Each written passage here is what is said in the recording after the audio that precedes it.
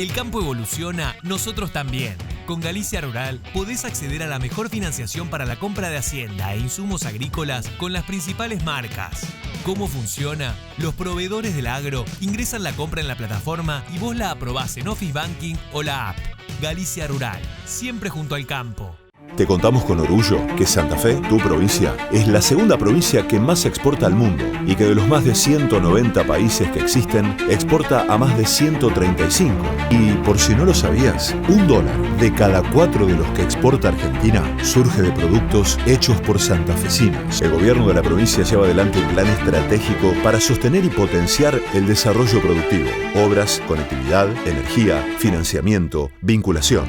Santa Fe, provincia productiva.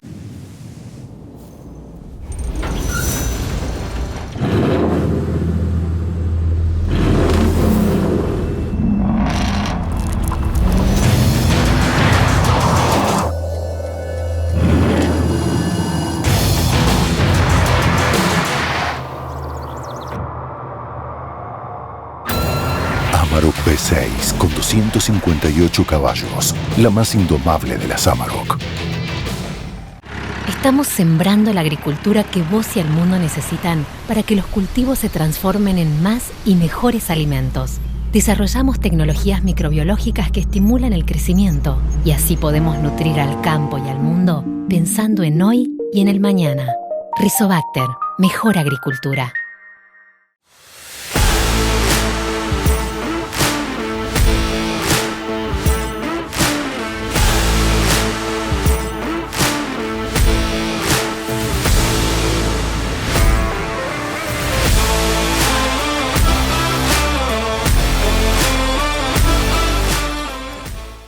En Agrefert somos campo igual que vos.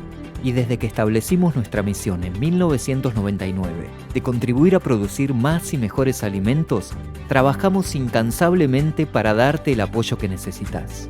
Desde este predio ubicado en Comirsa San Nicolás, despachamos commodities y formulamos nuestras líneas nitrogenadas líquidas Surco, Surcomax y las mezclas sólidas Chacarero con la sinergia perfecta entre nitrógeno, azufre, zinc y calcio. Nuestro equipo de ventas te asesorará para que encuentres el fertilizante ideal para nutrir tus cultivos. Con Agrefert, tu campo rinde más.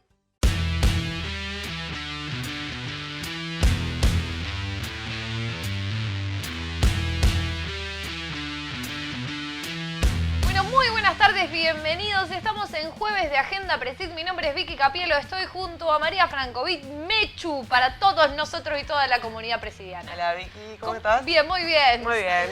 Saluda al pueblo, María.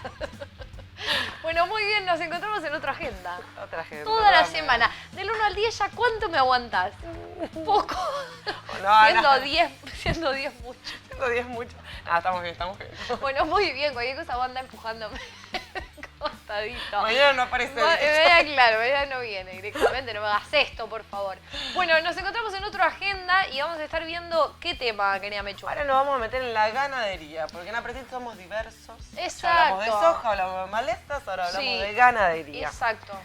Sobre todo bienestar animal. Muy bien. Cómo impacta eso en nuestra rentabilidad. Muy bien, algunos consejos sobre bienestar animal, que recordamos tenemos una gran cupo societario que está dedicado a esta actividad, así que si les parece nos metemos en tema. Antes agradecemos a la Bolsa de Comercio de Rosario, que es donde hacemos esta bella transmisión, y agradecemos a las empresas que nos acompañan y están con nosotros todos los días: a Banco Galicia, Volkswagen, Agrefert, Provincia de Santa Fe, a Rizobacter y a Metalfor. Nos metemos a ver tema ganadero, amigos. Adelante. Cuando hablamos de sistemas bovinos de producción de carne, si querés ponemos el foco ahí, si te parece. Exacto. Bueno, el bienestar animal en realidad tiene muchas definiciones, pero si lo queremos definir tal vez como simplificadamente, para que se entienda, digamos, no desde el punto de vista científico, sino para el productor ganadero, es simplemente el estado, digamos, de completa salud física y mental de un animal para que pueda, digamos, crecer y desarrollarse, digamos, cumpliendo sus condiciones naturales de comportamiento en el ambiente en donde es criado. Es simplemente eso, que él pueda desarrollar su conducta natural donde está viviendo y creciendo. Y la conducta natural, vamos a ir después viendo cuáles son las principales aspectos, digamos, de su comportamiento natural y en los cuales se cometen por ahí muchos errores, principalmente de manejo, simplemente porque se desconoce lo que es cómo manejarlo al bovino. También esto implica todas las especies relacionadas como animales de granja. En realidad la opinión pública a nivel mundial en los últimos años está haciendo una presión muy grande, fundamentalmente en la Unión Europea, y por ende, obviamente, estamos afectados todos los mercados que exportamos carne a ese bloque, está haciendo una presión muy fuerte sobre lo que es el bienestar animal y trae pérdidas desde todo punto de vista. No solamente es una cuestión ética o humanitaria, llamémosle, sino que para el propio productor ganadero que desatiende lo que es el bienestar animal, le trae unas pérdidas de rentabilidad que muchas veces se pueden denominar los costos ocultos que tiene la ganadería. Costos ocultos porque uno cree que no tiene pérdidas y en realidad las pérdidas son muy grandes, desde todo punto de vista.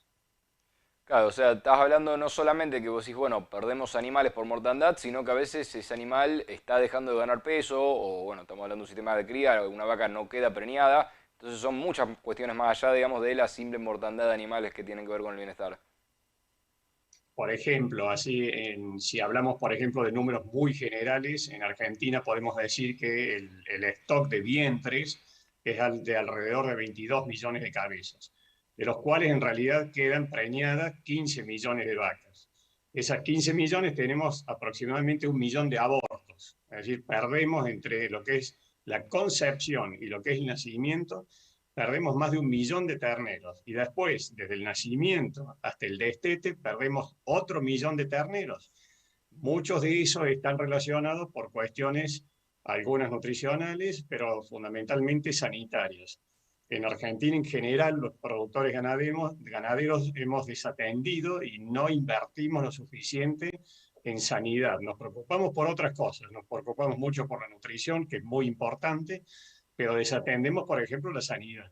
Y es por eso que una, por ejemplo, de las causales que tiene los índices reproductivos en Argentina están totalmente estancados desde hace más de 30 años. Tenemos los mismos índices de preñez a nivel promedio, a nivel nacional, de preñez, de parición, de destete.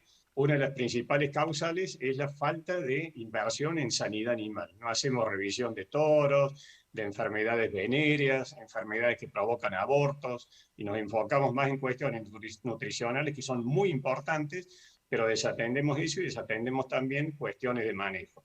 Entonces, no solamente hay pérdidas a nivel, por ejemplo, reproductivas, vacas simplemente que no quedan preñadas por un error de manejo del ganadero, no es por una cuestión, la vaca muchas veces no tiene la culpa.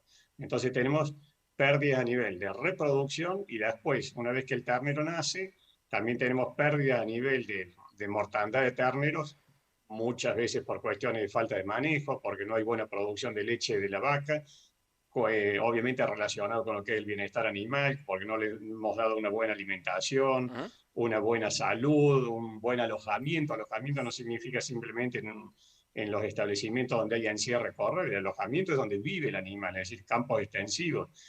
Entonces trae pérdidas a nivel productivo enormes, que ahí también son pérdidas relacionadas con una baja ganancia diaria de peso vivo, con un índice de conversión deficiente. Por ejemplo, estamos en un feedlot y estamos a lo mejor contentos con que los animales tienen, por ejemplo, un aumento de peso diario de alrededor de 1 kilo, 1 kilo de peso vivo. Y a lo mejor ahí hay un costo oculto que por un hacinamiento de los animales, porque están muy apretados, no se les da el espacio necesario, no tienen el agua suficiente, el frente de comedero adecuado, por ejemplo, ahí podríamos estar con 1 kilo 100, 1 kilo 200 diario, y estamos contentos porque tenemos 1 kilo, y estamos perdiendo, por eso llamamos costos ocultos, estamos perdiendo 100, 200 gramos por día por cabeza alojada. Entonces, trae pérdida a nivel de producción, eso está comprobado y son trabajos hechos en Argentina, con nuestro sistema de producción, con nuestras razas, no son trabajos hechos en el extranjero. Pérdidas muy grandes, la presencia de barro en corrales.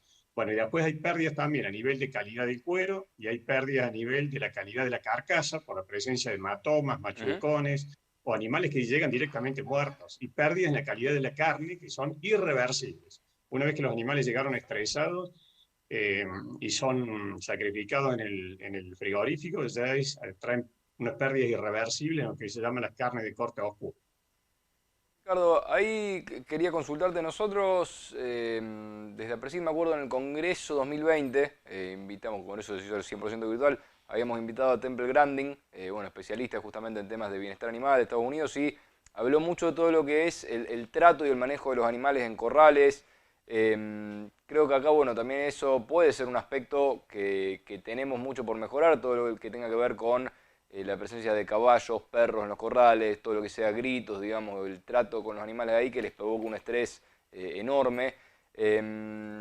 ¿Podés contarnos un poco de todo este tema que incluso tiene que ver hasta con una cuestión casi cultural incluso, y la importancia de manejar los animales tranquilos, sin gritos, digamos, y todo eso que hace a la calidad, digamos, y tratar de que, bueno, que todo lo que sea pasos por corrales le genere un estrés mínimo a los animales? Sí, por supuesto. Por ejemplo, la doctora Grandin ya lo tiene estipulado hace décadas. Ella siempre afirma de que los errores en general, estas consecuencias negativas por falta de bienestar animal, en general se deben un 70% de errores de manejo y hay un 30% de errores en infraestructuras. Normalmente hablamos de corrales, mangas, toriles, que están mal diseñados o también mal mantenidos, porque muchas veces todas esas roturas que se producen en la infraestructura en nuestros campos, yo soy productor ganadero, si no las reparamos, por algo se han roto generalmente por cuestiones de mal manejo, y mal manejo por desconocimiento de las 13 características naturales que tiene el comportamiento, digamos, del bovino, el comportamiento natural de la especie, cómo es su vista, su oído, cómo es la velocidad a la que camina. Entonces, no solamente son cuestiones de manejo, que normalmente son la mayoría de los errores que están relacionados con eso, también los problemas de infraestructura, pero hoy en día, con esta gran presión que hay a nivel mundial por el tema del bienestar animal, ya hay muchos equipos de neurocientíficos que se están abocando a lo que es conocer lo que es el comportamiento de esta especie. Mientras más se la conozca, más fácil va a ser de manejar y más fácil va a ser de resolver y atender todas las cuestiones relacionadas al bienestar animal de esta especie, como de las otras especies también de animales de granja, y por lo tanto el saberlos manejar bien y también solucionar los problemas que se presenten. Entonces, cuestiones relativas a la presencia, por ejemplo, de barro, cuestiones relativas al mal manejo, un mal manejo cultural, que desde hace 300 años venimos manejando relativamente mal, digamos, al ganado vacuno, fundamentalmente cuando lo encerramos en corrales, que aquí en Argentina no menos de 2 veces los animales pasan por año por los corrales de encierre, los corrales de manejo, y ahí es cuando cometemos graves errores. Y estas cuestiones, yo soy amante del campo, amo el campo y amo las tradiciones camperas, pero ya hay cosas que hay que dejar de lado. Tenemos que convencernos que estamos perdiendo mucho dinero, más allá de las cuestiones éticas del bienestar animal. Los productores ganaderos estamos perdiendo mucho dinero y eso obviamente está afectando lo que es la rentabilidad en realidad de todo el sector de la carne. No es solamente, digamos, al productor directamente, pero si el productor no produce la cantidad de animales suficiente, que tengan buen estado corporal, que queden preñadas las vacas, que tengan una buena velocidad de crecimiento, con la menor, digamos, el menor gasto posible en alimentos, porque cualquier problema de falta de bienestar animal lleva a que aumente el índice de conversión. ¿Qué significa? Darle más alimento para obtener la misma ganancia de peso vivo. Estamos gastando mucho más dinero. Entonces, todo eso va llevando al final a que pierda, digamos, los frigoríficos reciban menor cantidad de animales, con menos, digamos, calidad carnicera, con bajo estado corporal, es decir, siempre hace falta un mínimo de grasa subcutánea en lo que es las medias reses que maneja después el frigorífico y que pasa al siguiente eslabón que son las cadenas comerciales, y ni hablar de lo que es el estrés previo a la faena, y de allí va repercutiendo en pérdidas en toda la cadena.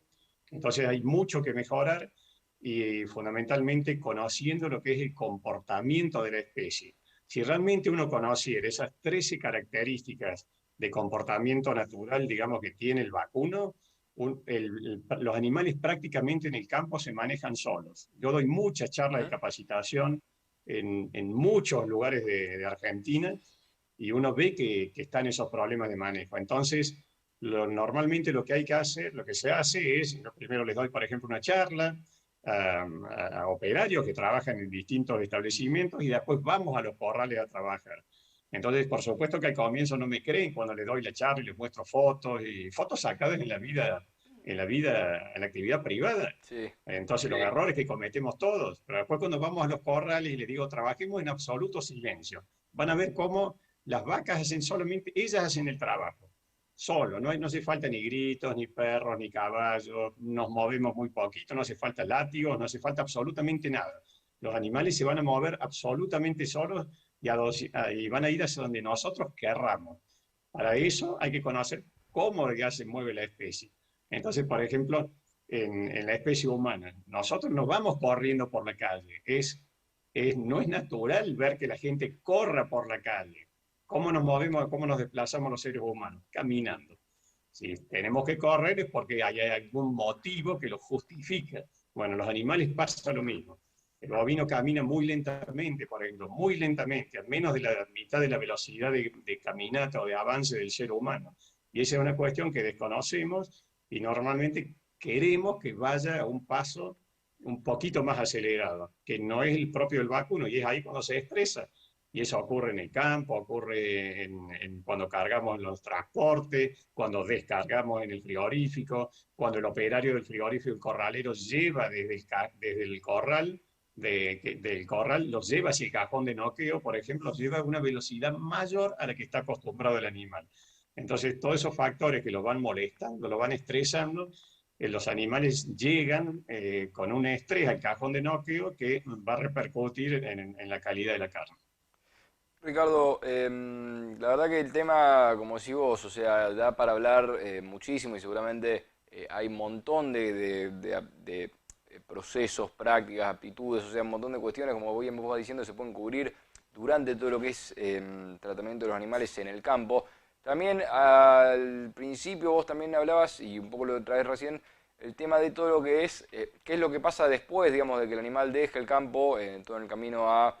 O sea, toda la logística, el frigorífico, que es también todo un periodo estresante para el animal y seguramente ahí mucho del buen trabajo que podamos o no hacer tranqueras adentro se puede perder, digamos, después de ese trabajo en esa otra parte del proceso. Entonces, eso estaría bueno también que nos remarques un poco cómo cuidar también, digamos, el bienestar animal durante todo ese último periodo para también, digamos, evitar... tener pérdidas en cuanto a calidad o ensuciar buen trabajo que podamos haber hecho antes. Exacto. Por ejemplo, uno dice en general las 24 horas, pueden ser más, pueden ser menos, pero si se carga, por ejemplo, el día anterior, llegan a la tarde o a la noche a los corrales frigoríficos, estamos hablando de animales terminados, permanecen a la noche en los corrales y se empieza la faena a la madrugada. Esas horas previas, que normalmente uno dice 24 horas, son vitales para prevenir enormes pérdidas que tiene el sector en este momento.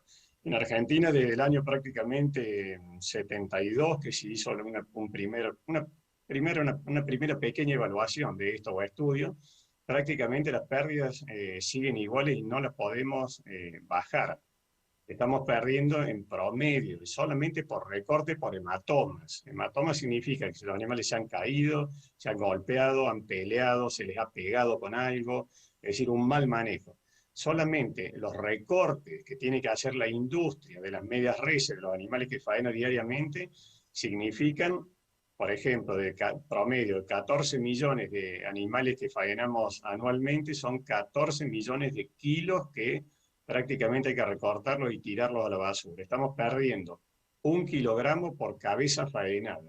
Es decir, 1 kilogramo de carne, de hematoma, de machucones que hay que recortar. Entonces, esas horas previas a la faena, muchas veces en esas 24 horas, se echa a perder prácticamente, a lo mejor, el enorme esfuerzo que se hizo en 2 años, 3 años o 4 años, el tiempo que llevó en producir un animal de excelente calidad carnicera. Supongamos que el productor ganadero hizo todas las cosas bien y después por una cuestión de mal manejo en el proceso de carga ahí en el campo, durante el viaje al frigorífico, el proceso de descarga y las horas de permanencia en corral del frigorífico y la conducción del corral hasta el cajón de noqueo, podemos echar a perder prácticamente todo lo bueno que se hizo. Y digo, ¿por qué hablo de años?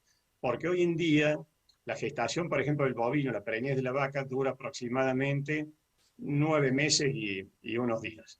Entonces, en los últimos años, ahora, el año pasado, el anteaño, con esta gran presión, dijimos, que hay de la opinión pública a nivel mundial por el tema del bienestar en los animales de granja, ya estos equipos de neurocientíficos, por ejemplo, han demostrado que especies como el caballo, la vaca, el cerdo, se han detectado ya hasta 9 estados emocionales diferentes.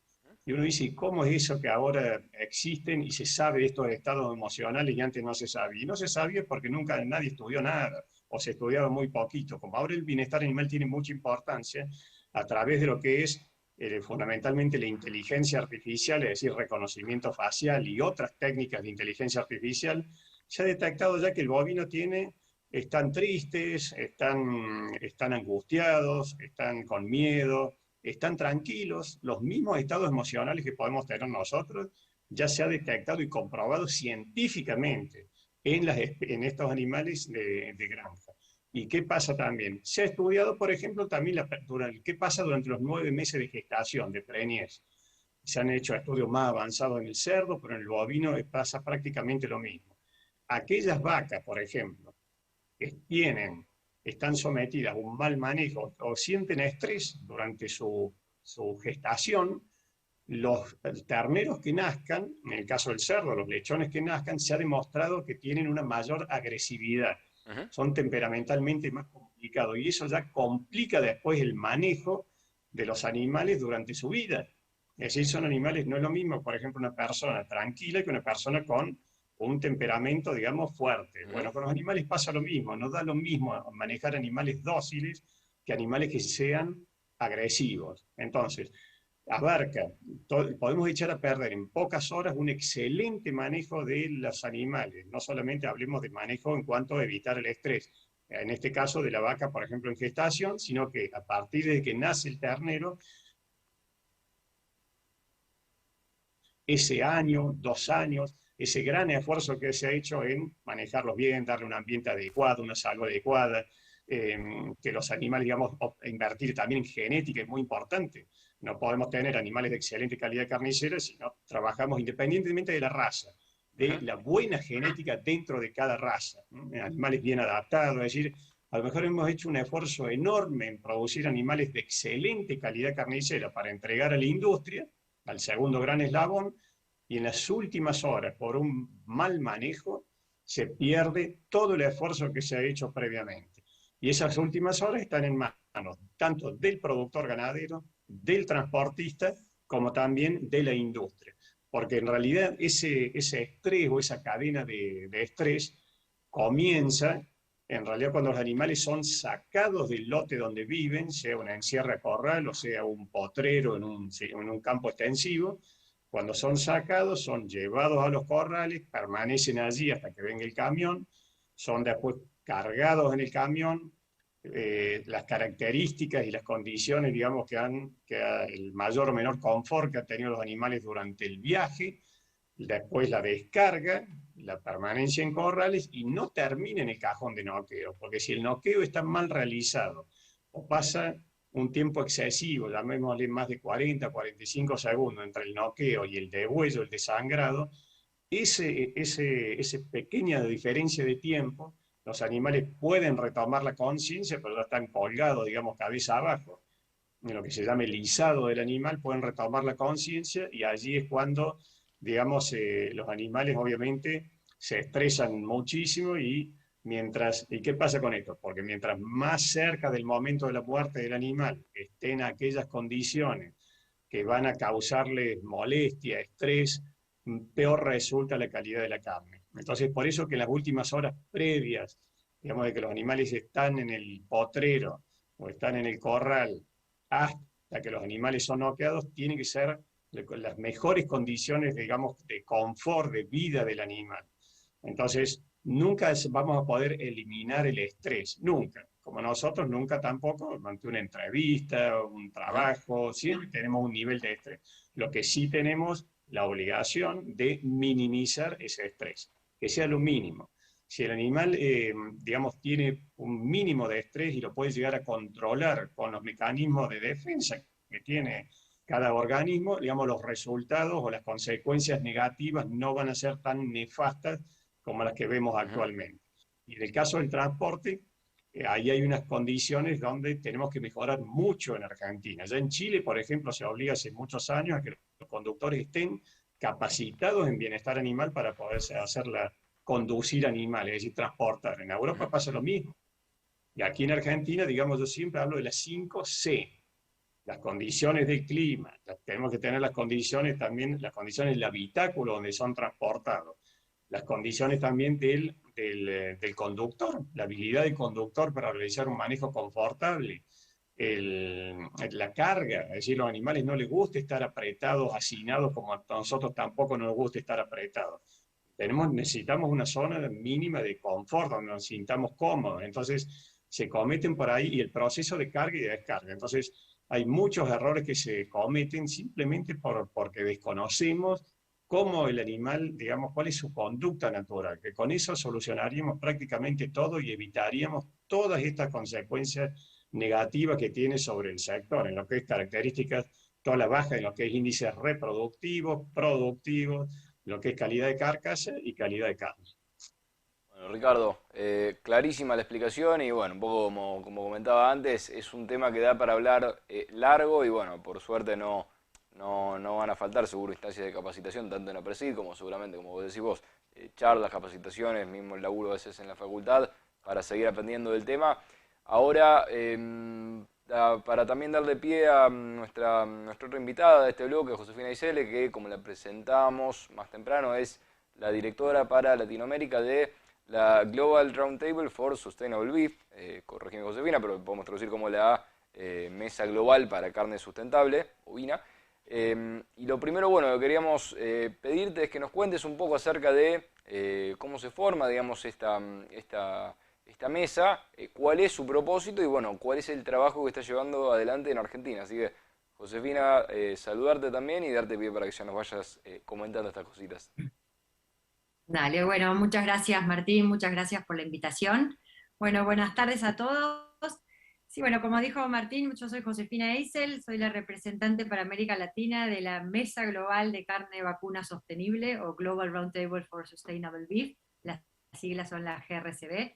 La GRCB tiene su base en Denver, en Colorado, en la base administrativa, pero básicamente es una red mundial de organizaciones que trabajan para promover la carne vacuna sostenible. Y cuando hablamos de carne vacuna sostenible, tenemos desde la GRCB una definición global, pero lo que realmente buscamos son definiciones locales, según el contexto y los desafíos a nivel nacional.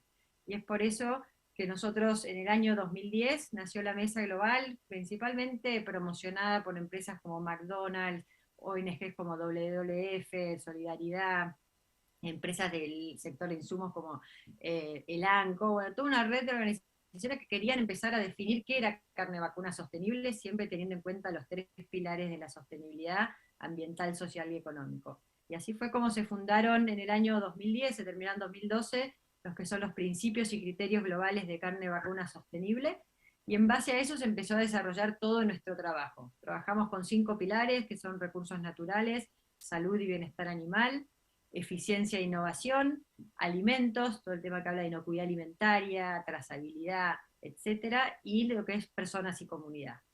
De eso se desprenden los criterios y después cada país, y yendo al caso de Argentina, tiene su propia mesa nacional. Argentina tiene lo que es la MAX, la Mesa Argentina de Carne Sustentable, y la MAX, en base a esos 5 principios y criterios, definió lo que sería para Argentina lo que es la producción en campo, la idea que se puede hacer en todos los eslabones, pero en principio están trabajando en lo que es la producción previo, digamos, al frigorífico, los indicadores para Argentina según el contexto. Esto fue desarrollado con todo el sector de asociaciones de productores, frigoríficos, ONGs, empresas de insumos, digamos, fue todo un trabajo que se fue construyendo a lo largo de casi un año, y llegaron a lo que son los indicadores de sustentabilidad para Argentina, y se están testeando con distintos pilotos en distintas zonas de Argentina, con distintos tipos de productores, porque claramente nosotros siempre decimos, no hay una definición de sustentabilidad, y cada región tal vez tiene distintos desafíos y hay que adaptar también indicadores y cómo medir según el clima y según el sistema productivo, y eso es lo que la GRCB, nosotros como Mesa Global,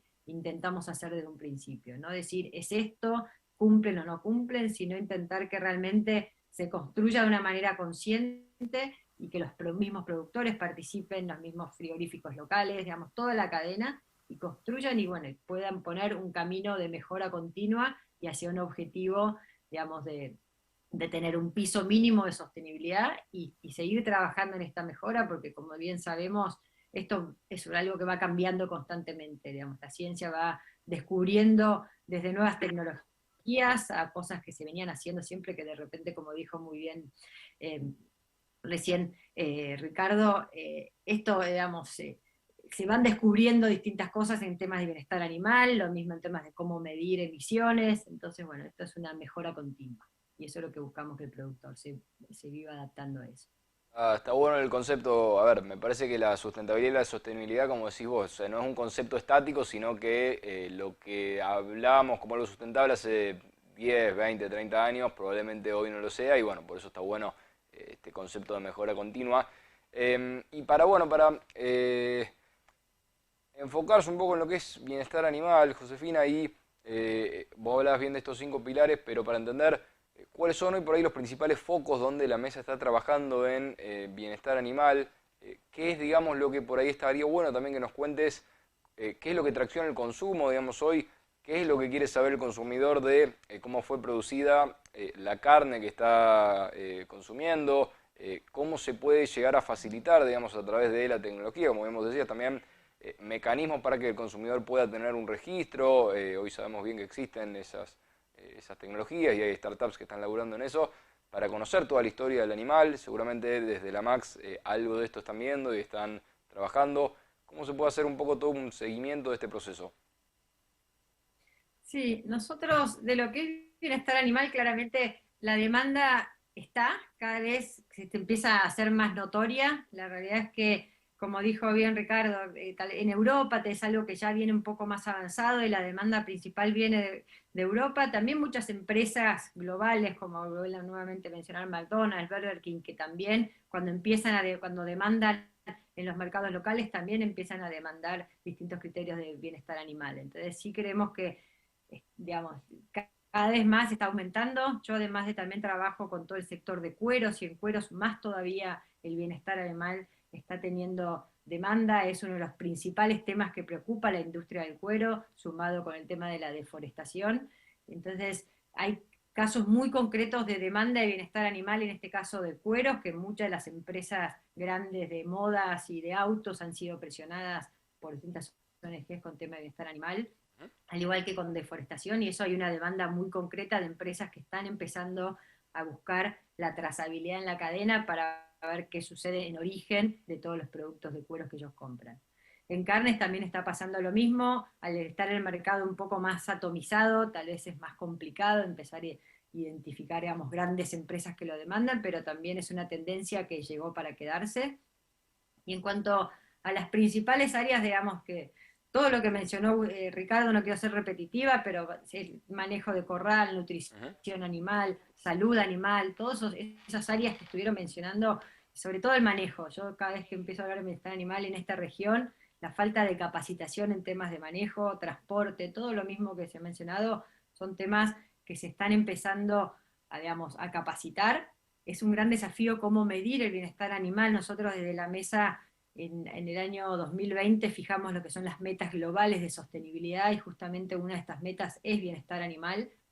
Dijimos, bueno, ¿cómo medimos este progreso? ¿Cómo podemos ponernos una meta de mejora hacia el año 2030, que es donde son nuestras metas, y cómo medirle? Bueno, estamos trabajando justamente en esos indicadores, tenemos un índice de mortalidad, estamos también midiendo capacitaciones, digamos, estamos viendo cómo, porque hay muchas cosas que también a veces son cualitativas es difícil cuantificar, pero estamos desarrollando justamente distintas formas de poder medirlo, monitorearlo y sobre todo capacitar. Eso creo que es lo que más estamos enfocando en el área de bienestar animal en nuestra meta global. Y estamos trabajando para que cada país, Argentina todavía en la MAX no desarrolló su meta 2030, pero sí tiene los indicadores de sostenibilidad de la MAX, donde tiene indicadores de justamente todo lo que digo, manejo de corral, nutrición, etcétera, y se están testeando en campo. Y parte de testear eso también es capacitar y comentar la importancia del bienestar animal. Josefina, te quería preguntar por dos temas, también bueno, pedirle a Ricardo opinión, que seguramente la tiene, que si lo llamamos a cubrir en los más o menos 10 minutitos que nos quedan, nos van a dar un premio, pero uno tiene que ver con lo que es ganadería bovina y cambio climático, y otro tiene que ver con lo que es consumo de carne, desde un punto de vista de la preferencia de los consumidores, que hoy hay muchos que pasan a dietas, digamos, de menor consumo de carne, o pasan, digamos, a dietas vegetarianas o veganas, por una cuestión que tiene que ver con crueldad animal y elegir no consumir animales por una cuestión ética. Ahí hay un punto interesante, que hay bastante material que refleja que una dieta sin consumo de carne no equivale a una dieta que no sacrifica animales, digamos, para producirse. Y ahí hay todo un punto de vista bastante interesante, donde, bueno, a ver, estamos en grandes ciudades que fueron construidas, digamos, obviamente, no pidiéndole permiso a los animales para correrse, y entonces hay toda una cuestión que creo que a veces malintencionadamente o a veces por desconocimiento se confunde todo lo que es no consumo de carne con lo que es no sacrificio de animales. E incluso los que estamos a favor, digamos, del consumo de carne, que planteamos que los sistemas ganaderos bien manejados son justamente los relictos o recintos de mayor biodiversidad que podemos tener, y justamente son fuentes, digamos, donde prospera la biodiversidad, más que estamos pensándolo solamente como sacrificar animales. Sobre eso, ¿qué mirada nos puedes dar desde la MAX? Y después pasamos a hablar un poquito, si querés, de lo que es cambio climático específicamente. Bien, nosotros hasta ahora en la GRCB, en realidad, porque yo más que nada hablo a nivel GRCB, sí, estoy dentro de la MAX, pero nosotros hasta ahora no nos estábamos enfocando en lo que era nutrición, en lo que era toda la parte de nutrición, digamos, las elecciones del consumidor. Nosotros, nuestro objetivo era poner a disposición un producto al consumidor de carne vacuna sostenible, capacitarlo, que sepan qué es lo que realmente se define como carne vacuna sostenible. Después, las elecciones son individuales de cada persona, de qué elige o no, pero sí creíamos que había mucha falta de información, de poner a disposición esa información de cuáles son las consecuencias, de cuáles son los beneficios, digamos, de consumir carne producida de manera sostenible. Después ellos pueden elegir, una vez que tienen la oferta, digamos, de consumirla o no, por temas personales, como decís, también a veces son temas más éticos, de elegir o no comer carne. Pero sí hemos empezado a trabajar más en nutrición, porque nos dimos cuenta que también había mucha falta de comunicación en cuanto a lo que era la nutrición animal y la nutrición humana, y trabajamos, bueno, con distintas nutricionistas para poder asociar la importancia de dejar de comer carne o de comer carne, en cómo eso afecta a, no sé, mujeres embarazadas, niños. Entonces empezamos a trabajar eso para generar más que nada concientización. Y también muchas de las decisiones de dejar de comer carne justamente estaban vinculadas con temas de deforestación, con temas de emisiones, con temas de bienestar animal. Entonces dijimos, bueno, nosotros vamos a seguir promoviendo para que esto, digamos, que no haya tanta deforestación ilegal o tanta deforestación, entonces este producto va a estar disponible. Y después la decisión de consumirlo o no es del consumidor. Pero si la decisión de no consumir carne es por un tema, digamos, vinculados con la sostenibilidad, nosotros nuestro mensaje es, estamos trabajando para generar que la carne sea producida de manera sostenible, idealmente en su totalidad. Josefina, y vinculado a lo otro que te quería preguntar, que tiene que ver con esto de gente que deja de consumir carne por el impacto supuestamente que tiene en el cambio climático, y ahí le abro comillas. A ver, los rumiantes están dando vuelta en la Tierra hace, no sé, cuánto antes que estemos nosotros, entonces la emisión de gas de efecto invernadero por los rumiantes existe desde hace rato. Y formaba parte de todo un ciclo natural, que eso, bueno, lo conocemos bien, donde estaba balanceado las emisiones con el secuestro en las pasturas, en los recursos que mismo consumían. Entonces, todo eso era parte de un ciclo y después, bueno, no queremos hacer tan larga la pregunta de cómo por ahí a veces malintencionadamente o a veces por desinformación, se habla mucho de las emisiones de los rumiantes, pero no se habla de todo el potencial secuestro que puede haber de ese mismo carbono que forma parte de un ciclo natural en las pasturas, ni hablar, bueno, de los sistemas silvopastoriles. ¿Qué trabajo están haciendo desde la GRCB para tratar de desmitificar algunas cuestiones que tienen que ver con emisiones, tratar de mostrarlo justamente esto, como un balance, qué es lo que están trabajando fuertemente hoy en comunicación de estos temas? Sí, nosotros de la GRCB, una de nuestras metas justamente es eso, reducir en un 30% el impacto que tiene la carne, de cada kilo de carne en lo que es el calentamiento global. Eso es una meta global, digamos, no solo para Argentina, sino para todos los países. Después cada país tiene que definir de cuál es su línea base y cómo también puede mejorar este impacto que está teniendo la cadena de la carne en el calentamiento global. Lo que no significa que cada país tenga que reducir en un 30%, tal vez algunos con un 5% y otros tal vez tengan que hacer un 60%, digamos, esto es un balance a nivel global, como dije antes.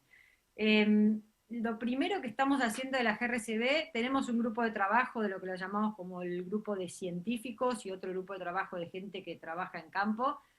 Primero nos dimos cuenta que había que definir una metodología de cálculo clara, hicimos lo que es una metodología que llama de enfoque de ciclo de vida, donde se toma en cuenta también, hay muchos valores que a veces cuando se empiezan a hacer estos cálculos que son valores por default, que se toman y que pareciera que es lo mismo el valor para Europa, Argentina, Estados Unidos, Australia, entonces estamos tratando de bajar los valores, esos default, a valores que tengamos locales, entonces cada país fue un grupo de trabajo que trabajó en esa metodología, que diga, bueno, este valor que se usa, que tenemos, aplica para todo el mundo, y la mayoría de veces no es así. Entonces, lo primero que estamos trabajando es en cómo medir y poner a disposición de productores y de toda la cadena metodologías de cálculo. En esto también estuvo trabajando gente de CREA, bueno, estuvo Ernesto Vilizo. La idea es que la gente de Argentina, Brasil, se involucre para justamente que se tomen en cuenta, digamos, metodologías de cálculo con valores locales. Y estamos, bueno, como dije, tenemos a disposición esta guía metodológica de enfoque de ciclo de vida, y lo que estamos promoviendo es que se empiece a medir. A veces cuando uno lee un reporte, no son números que están vinculados con Argentina, y esto no se comunica, y hasta muchas veces Argentina no tiene datos de hace 10, 20 años como se necesita para esto de stock de carbono en suelo en todo, digamos, en todo el país. Entonces creemos que en muchos casos faltan datos, o en otros casos la metodología que se usa no es la correcta. Entonces estamos trabajando en mejorar eso. Junto con la MAX, estamos trabajando también con la gente de FAO, de la Agenda Global para la Carne Sostenible, que se llama la Global Agenda for Sustainable Livestock, que tienen lo que es la guía FAO-LIP. Bueno, empezar a testearla en campo y ver cuáles son realmente las áreas donde hay que ajustar. Y para responder y terminar el tema del secuestro, es un tema bastante complejo. Sí creemos, digamos, que tiene que contabilizarse todo lo que es el stock del carbono en suelo y todo lo que es el secuestro de carbono, pero aún la ciencia no se termina de poner de acuerdo, ¿sí? Digamos, de alguna manera hay un acuerdo para lo que son emisiones, no para secuestro. Creemos que eso también es mucho también lobby, política, que hay que seguir trabajando para que esto se contabilice. Hay distintas metodologías, no sé si conoce lo que es la GWP asterisco, el GWP Star, que justamente beneficia todo el tema del secuestro, pero aún no se está tomando en cuenta como una metodología válida en distintos foros como el IPCC y demás. Entonces, bueno, estamos trabajando para que esto, digamos, avance. Gracias, Josefina. Pedirles, por último, a cada uno, si querés arrancar vos, Ricardo, en el orden que fueron charlando, vos y luego Josefina, agregar alguna conclusión final, algo que les haya surgido en base a escucharse mutuamente para agregar, o como tema que les haya quedado dando vuelta. Pero bueno, simplemente pedirles para cerrar este bloque, que tratamos temas que son súper amplios, súper complejos y que van a dar para seguir profundizando mucho más adelante. Pero pedirles a cada uno que se tomen 1 o 2 minutitos finales para hacer una especie de cierre. Si querés empezar vos, Ricardo, adelante. Bueno, muchas gracias. Bueno, ahí quería simplemente agregar los dos temas que se trataron, que se acaban de tratar. Uno, la carne vacuna como alimento insustituible. La carne vacuna no es reemplazada por ningún otro tipo de carne, inclusive. Es la única que provee, para que tengamos una idea, los 8 aminoácidos esenciales que necesita nuestro organismo. ¿Qué significa eso? Aminoácidos son los que forman nuestra proteína, y las proteínas forman nuestros músculos cuando comemos. Entonces, esos 8 aminoácidos esenciales no los tenemos que ingerir con algún alimento para que nuestros músculos se formen. Y la única carne que provee esos 8 aminoácidos esenciales es la carne vacuna. Lo otro, la falta de consumo de carne vacuna provee también deficiencia en lo que es la vitamina B12.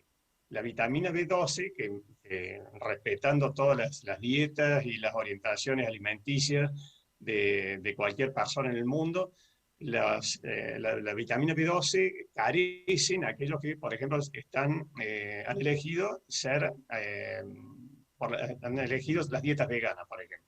Y la vitamina B12 es fundamental para que nuestro organismo funcione correctamente. Aquellos que no consumen carne vacuna tienen deficiencia en vitamina B12 que provoca graves consecuencias metabólicas en nuestro organismo, gravísimas. Así que la tienen que consumir a través de algún medicamento o van a haber consecuencias negativas pronto. El otro tema, para cerrar, un poco lo que dijo Josefina. Los dos, digamos, ejes que van a marcar en los próximos 20 o 30 años la ganadería a nivel mundial son el impacto ambiental que tiene la actividad ganadera en sí, sea en un sistema extensivo, en un sistema intensivo, y lo que es bienestar animal. El impacto ambiental, cada uno de nosotros deberá saber qué tareas debe hacer a nivel de campo para minimizar el impacto ambiental. Y eso se refiere, porque hay muchas falsas noticias dando vuelta. Eso de los 15.000 litros de agua que se necesitan para producir 1 kilogramo de carne vacuna, es cierto entre comillas. ¿Pero por qué entre comillas? Pues esos 15.000 litros, en realidad el 90% es lo que se denomina agua verde, que es agua de lluvia. En realidad hace falta 500 litros o 1.000, digamos lo que sería el agua que podría necesitar el ser humano. Entonces hay mucha desinformación porque hay mucho bombardeo de información a través de los medios de comunicación que recibimos los consumidores todo el día. Entonces, reducir el impacto ambiental, el metano es correcto, pero ya hay aditivos alimentarios comercialmente disponibles aquí en Sudamérica que reducen hasta un 30, 40, 50% la emisión de metano, que ahí hay otras cifras también muy mal manejadas o comunicadas, donde el metano, la producción de gas en el mundo, por ejemplo, emite mucho más metano que lo que produce el ganado bovino como rumiante. Los basurales, los grandes basurales del mundo, la descomposición de la materia orgánica de los basurales que hay en las grandes ciudades, emiten mucho más metano de lo que produce el rumiante, por ejemplo. Entonces, cada uno de nosotros deberá saber cómo reducir el impacto ambiental de la actividad. Y por el otro lado, el bienestar animal. Y esto es un camino de no retorno, es decir, productores ganaderos que no trabajen en minimizar el impacto ambiental y en mejorar el bienestar animal, de a poco van a ir quedando afuera del sistema. Acá mismo en Argentina, no solamente los frigoríficos exportadores están recurriendo a certificar bienestar animal, que yo conozco, hay 2 empresas que certifican bienestar animal a las empresas exportadoras, sino que el mercado interno ya está preocupado. Y no hablo solamente de los frigoríficos que destinen la mercadería, la carne al mercado interno, estoy hablando de los propios productores ganaderos, y esto me lo han contado gente que están las empresas certificadoras, productores ganaderos extensivos o intensivos que se acercan a las empresas certificadoras para averiguar cómo certificar sus campos bajo certificaciones de bienestar animal para diferenciar, digamos, lo que es su producción, darle un valor añadido a la carne que ellos producen. Porque ya están viendo que esto es algo que se está viniendo más temprano que tarde, y aquellos que no trabajen con bienestar animal y con impacto ambiental en los próximos 20 o 30 años, que se dice así pronto, pero que en realidad van a pasar rápido y llegan rápido, y más en una especie con intervalos tan largos como es la especie bovina, tenemos que esperar 1 año de gestación, 2 años para que llegue ese animal al frigorífico, van a ir quedando de a poco afuera del sistema. Ricardo, Josefina, ¿algunos comentarios de cierre? No, lo mío rápidamente, que como esto es un trabajo, como dije en principio, de mejora continua, y hay que trabajarlo, pero hay que empezar, digamos, muchas cosas ya se están haciendo bien, pero no se están comunicando, y creo que es empezar a medir, a tener un plan de trabajo realmente hacia el futuro. y empezar a saber dónde está ubicado cada productor. Nosotros cuando vamos con los principios, con los indicadores nacionales, muchos nunca se hicieron una evaluación de dónde están en temas de sostenibilidad y creemos que es importante que todos sepan y todos tenemos algo para ajustar. No significa que estén haciendo las cosas mal, pero sí todos tenemos algo por mejorar y es importante identificarlo. Y esto tiene, como dijimos, un impacto ambiental, social y económico también. Entonces, poder tener un plan hacia el futuro de sostenibilidad, de esta mejora continua y saber dónde estamos parados y cuáles son esas pequeñas, o en algunos casos pueden ser más grandes cosas que se tienen que ajustar para lograr tener una carne sostenible y que la carne también sea vista como un producto sostenible y también no solo a nivel nutricional, pero también social y ambiental. Así que nada, eso es mi mensaje final. Bueno, y regresamos y como estuvimos la semana pasada y esta semana también, nos metimos en temas de Congreso, ¿verdad? Sí, vamos a mostrar de nuevo lo que pasó en Congreso en vivo. Lo que pasó en vivo en un espacio muy íntimo de Martín Reynaudo, nos reíamos porque era un espacio de entrevistas que tenía Martín Reynaudo de Agenda Presi. Sí. ¿Y qué tema vamos a estar viendo hoy? Ahora vamos a hablar de resistencia a enfermedades fúngicas junto al especialista Marcelo Carmona de FAUBA. Muy bien, Marcelo Carmona, que nos estuvo acompañando creo que en algunas agendas y también en muchas charlas de Congreso. Una eminencia. Exacto, y siempre viene también, está con nosotros en la presida, así que muy contento de tenerlo y recibirlo nuevamente. Vamos a ver entonces. Vamos. Seguimos acá en esta 30ª edición del Congreso de Presid, ya finalizando lo que bueno fue un evento de 3 días, volviendo a la presencialidad luego de 3 años de no vernos las caras, muy lindo. Y estamos acá con Marcelo Carmona, profesor titular plenario de la Cátedra de Fitopatología de la FAUBA. Marcelo, recién te tocó dar una charla, bueno, que fue mucha gente, resistencia en hongos fitopatógenos, panorama actual y perspectivas. Aprovechando que me la perdí, te quiero preguntar, ¿cuáles fueron algunas de las conclusiones más interesantes, algunos de los mensajes más importantes que nos queden claros? Muchas gracias por la invitación. En primer lugar, la resistencia es un problema, un desafío, una amenaza de la agricultura mundial y por supuesto de la agricultura argentina. Y esa amenaza y desafío se empieza a observar, a constatar cuando empiezan a haber problemas de fallas de control de fungicida. Entonces, para determinar que se trata de un caso de resistencia, nosotros hemos explicado que hay determinados pasos metodológicos que cumplir, siempre con la metodología científica, a fin de confirmar qué patógenos finalmente se han vuelto resistentes a fungicida. Hemos discutido en qué cultivos y en qué patógenos y fundamentalmente hemos dado herramientas para que finalmente se puedan implementar buenas prácticas agrícolas antirresistencia. Podemos estar haciendo malos diagnósticos por no aislar o no hacer debidamente, estar teniendo fallas en la calidad de aplicación, fallas en el momento, fallas en la elección de principios activos y por eso estar errando en el diagnóstico de resistencia. Sí, por supuesto. Lo primero que uno tiene que desechar para ir paso a paso a la confirmación de una resistencia es desechar, como decís vos, aquellos problemas que también pueden generar fallas de control y no son de resistencia. Claro. Puede ser, por ejemplo, llegar tarde a la aplicación de un fungicida, puede ser cambiar las dosis, dividir las dosis, puede ser que el producto esté vencido, puede ser que la tecnología de aplicación no fue la correcta, el ambiente no acompañó para que ese producto finalmente entre a la planta. Una vez que uno descarta eso, hay que seguir el camino de los pasos metodológicos científicos para la confirmación. Marcelo, y en fungicidas la variabilidad o la cantidad de principios activos es relativamente reducida. ¿Cuál es la perspectiva de tener nuevas herramientas de control como para poder empezar a agregar al mercado o estamos en una situación que es muy importante prevenir resistencia porque contamos con poquitas herramientas? Sí, es cierto. Lo que pasa es que hay una tendencia entre cómoda y facilista de pensar siempre que el fungicida va a ir a resolver los problemas. Entonces uno está esperando que aparezca el fungicida salvador, aparezcan nuevos productos y esto muchas veces no ocurre. La evolución y el descubrimiento lleva mucho tiempo, 10 años y 300 millones de dólares más o menos de inversión por parte de una empresa, con lo cual muchas veces no lo tenemos en el momento en que ocurren los problemas. Entonces creo que el principal pensamiento que hay que cambiar en forma disruptiva es que hay que incorporar otras medidas de manejo, otros inclusive principios químicos como por ejemplo fosfitos, quitosanos, bioestimulantes, fitoestimulantes, agentes de control biológico, acompañando a los fungicidas. La Argentina siempre tiene la tendencia de caer en grietas y entonces o es biológico o es químico. Yo estoy en el medio y digo que muchas veces lo biológico, lo biorracional puede ir acompañado con lo químico y eso es inclusive una herramienta más segura y más sustentable. Marcelo, y por último, preguntarte algunos semáforos amarillos o rojos a estar prestando atención ahora a casos puntuales en distintas partes del país que vos digas, ojo con esto. Claro, muy buena pregunta. Mancha en red para los cultivos de cebada donde han caído lluvia. Es un caso realmente muy importante, que están apareciendo en plántulas pequeñas ya síntomas de mancha en red.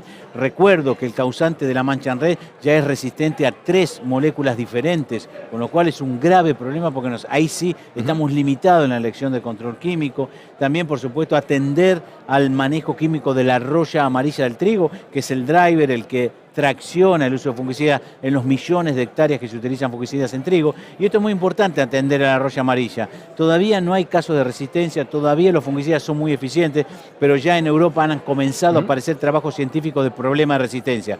La Argentina tiene un gran desafío para adelante en cuanto a cuidar estos productos químicos para roya amarilla, en decidir el momento correcto, no llegar tarde, no dividir dosis, no bajar dosis, implementar un conjunto integrado de medidas. Bueno, Marcelo, muchas gracias y es un gusto enorme tenerte nuevamente acá en el Congreso de APRESID. Muchas gracias, el placer es mío y ojalá que estos mensajes puedan reproducirse para que el productor finalmente aplique medidas de manejo integrado y no solo químicas. Excelente. Bueno, y esto, chicos, ha sido todo por hoy. Nos vamos a volver a reencontrar mañana. Por suerte ya es jueves, nos queda viernes, muy poquito para cerrar la semana. Sí. Muy bien. Mañana, ¿qué vamos a estar viendo, Mechuchi? Mañana un tema controversial. Oh, ¿viste? my God. Se vuelven a usar las labranzas y desde APRESID te decimos, ojo, ten cuidado con estas decisiones cortoplacistas. Chabón, ¿qué estás haciendo? No es por ahí. Muy bien, vamos entonces a mañana a repasar algunos de estos consejos en tema de labranzas y no labranzas. Muy bien, nos encontramos mañana. Queremos agradecer a la Bolsa de Comercio de Rosario antes de irme, que es donde hacemos esa transmisión, y agradecer a las empresas que nos acompañan, a Banco Galicia, a Agrefert, a Volkswagen, a Rizobacter, a Metalfort, y creo que no falta, y a Agrefert creo que lo dije también. Muy bien, nos encontramos mañana. Chao, chao. Adiós. El campo evoluciona, nosotros también. Con Galicia Rural podés acceder a la mejor financiación para la compra de hacienda e insumos agrícolas con las principales marcas. ¿Cómo funciona? Los proveedores del agro ingresan la compra en la plataforma y vos la aprobás en Office Banking o la app. Galicia Rural, siempre junto al campo. Te contamos con orgullo que Santa Fe, tu provincia, es la segunda provincia que más exporta al mundo y que de los más de 190 países que existen, exporta a más de 135. Y por si no lo sabías, $1 de cada 4 de los que exporta Argentina surge de productos hechos por santafesinos. El gobierno de la provincia lleva adelante un plan estratégico para sostener y potenciar el desarrollo productivo, obras, conectividad, energía, financiamiento, vinculación. Santa Fe, provincia productiva.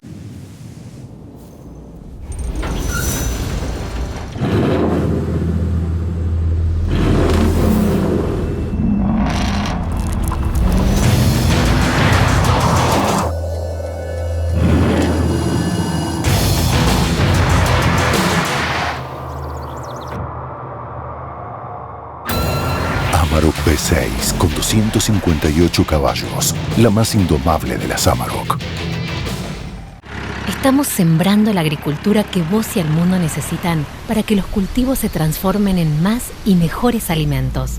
Desarrollamos tecnologías microbiológicas que estimulan el crecimiento y así podemos nutrir al campo y al mundo pensando en hoy y en el mañana. Rizobacter, mejor agricultura.